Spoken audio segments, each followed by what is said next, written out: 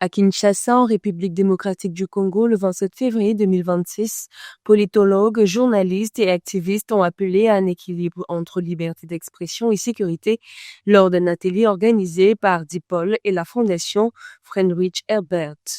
Ils ont dénoncé violences, censure et restrictions sécuritaires comme frein au journalisme en période de conflit et demandé un cadre protégeant à la fois l'accès à l'information et les médias.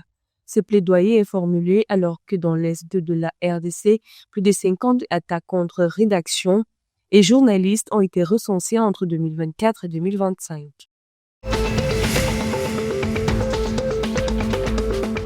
Au Kanem, dans le nord-ouest du Tchad, le général Issaka Koti Yacoub a lancé une nouvelle coordination sécuritaire visant à renforcer la protection des personnes et des biens.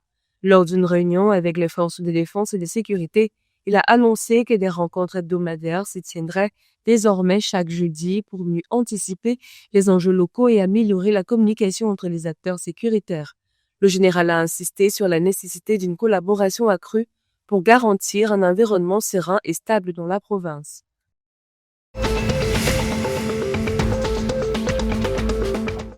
Les taux des obligations du Trésor dans la zone CEMAC frôlent 11%, un record historique lié au resserrement monétaire de la BEAC et à la forte exposition des banques aux dettes publiques. Cette hausse alourdit le coût de l'emprunt pour les États, dont l'encours a augmenté de 2 000 milliards de francs CFA en un an, reflétant la stratégie de la BEAC de stabiliser la monnaie tout en limitant le financement direct des États.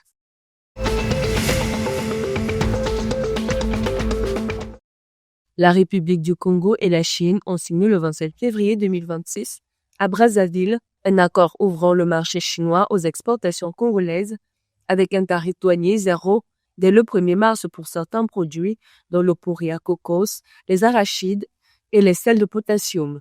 Premier partenaire commercial du Congo, la Chine absorbe plus de 40% de ses exportations, principalement pétrole et bois, totalisant 4,9 milliards de dollars en 2025, consolidant ainsi une relation économique stratégique et offrant de nouvelles perspectives pour la diversification des produits congolais sur le marché asiatique.